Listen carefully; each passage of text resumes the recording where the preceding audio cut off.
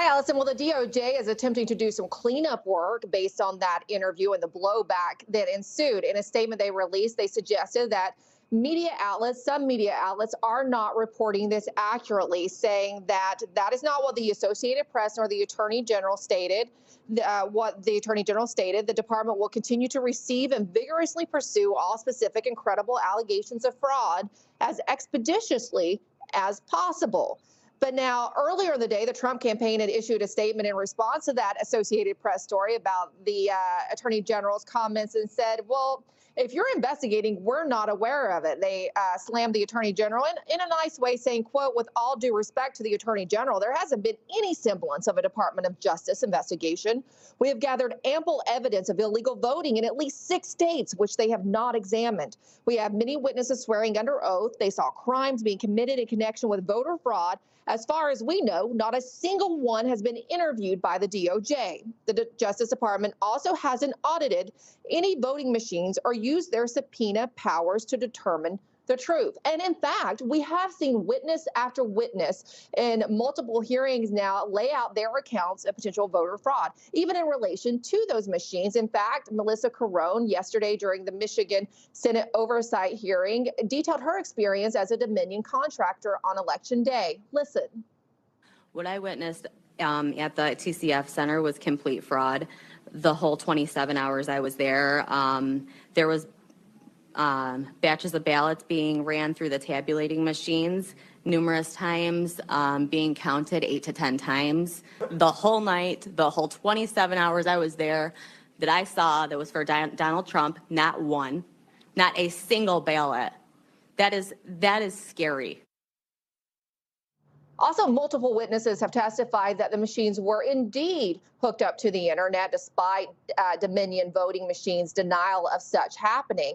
And that's against state and federal law, something that would be in the DOJ purview. There was also accounts like this one from a woman describing questionable military ballots, this one in Michigan. Listen. One of the military ballots was a registered voter.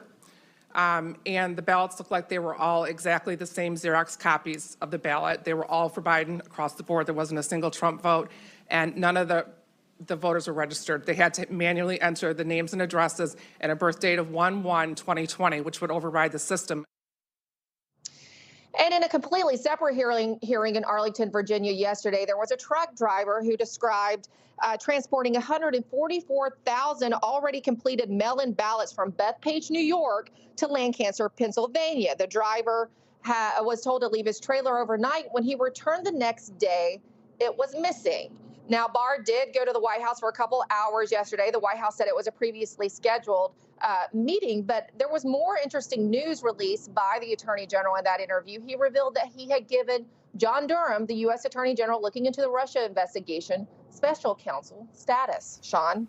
Yeah, so a lot of questions about that. Of course, the AG's raising eyebrows with a recent statement that he said, but specifically with this one, what does Barr giving Durham special counsel status actually mean? Good question.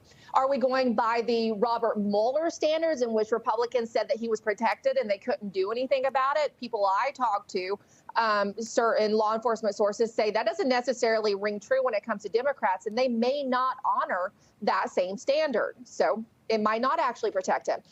What it might also do, according to other people we talked to, is prevent the president from declassifying masses of documents. There's been a lot of talk about that over the last couple of weeks, the potential of the president to do so at any day. Those documents related to the Russia investigation that are very damning to the DOJ, CIA, and FBI.